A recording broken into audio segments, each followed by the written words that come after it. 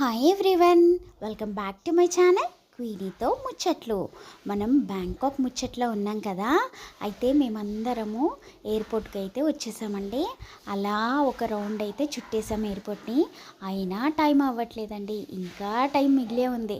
But మనసులో ఎప్పుడెప్పుడు time గడిచిపోతుందా, ఎప్పుడెప్పుడు ఫ్లైట్ ఎక్కాలా, ఎప్పుడెప్పుడు ల్యాండ్ అవ్వాలా, బ్యాంకాక్ని చుట్టేయాలా అన్న ఆతృత అయితే ఉందండి. ఇంకా చూస్తూ ఉండంగానే టైం అయితే గడిచిపోతుంది. కానీ ఒకానొక సిచ్యువేషన్లో చిరాకు పుట్టిందండి నాకు. ఎందుకంటారా, మార్నింగ్ అంతా సర్దుకోవటం, ఏది మర్చిపోయామా అన్న టెన్షన్ పట్టం. నైట్ ఏమో ఫ్లైట్, ఇటుపక్క డేలో సర్దుకోవటంలో తిండి సరిగ్గా తినము, నైట్ ఏమో నిద్ర ఉండదు. ఏంటోనండి, ఈ ఇంటర్నేషనల్ ప్రయాణాలు అంటేనే మిడ్ నైట్ ఉంటాయి ఫ్లైట్స్ అన్నీ.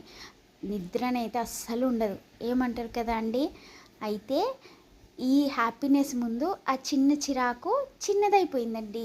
ఇంకా ఏమనిపించలేదు. చూస్తుండగానే మా ఇమిగ్రేషన్ అంతా కంప్లీట్ అయిపోయి చిన్న చిన్న ఫార్మాలిటీస్ ఉంటే అవి కూడా కంప్లీట్ చేసుకొని ఇంటర్నేషనల్ టెర్మినల్కి అయితే వచ్చేసామండి.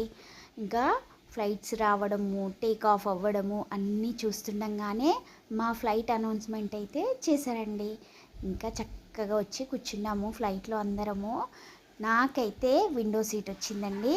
ఫుల్ అంటే ఫుల్ హ్యాపీ అనిపించింది. చూస్తుండగానే మా ఫ్లైట్ అయితే స్టార్ట్ అయిందండి, టేక్ ఆఫ్ అయిపోయింది. చూస్తున్నారా, మేఘాల్లోకి వచ్చేసాము. చాలా అంటే చాలా హ్యాపీ అనిపించింది.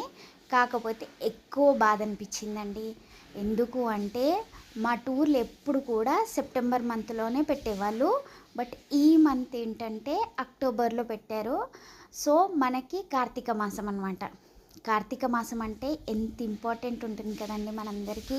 పూజలు, దేవుళ్ళు, టెంపుల్కి వెళ్ళడం, ఇవన్నీ నేను చాలా అంటే చాలా మిస్ అవుతున్నా అండి.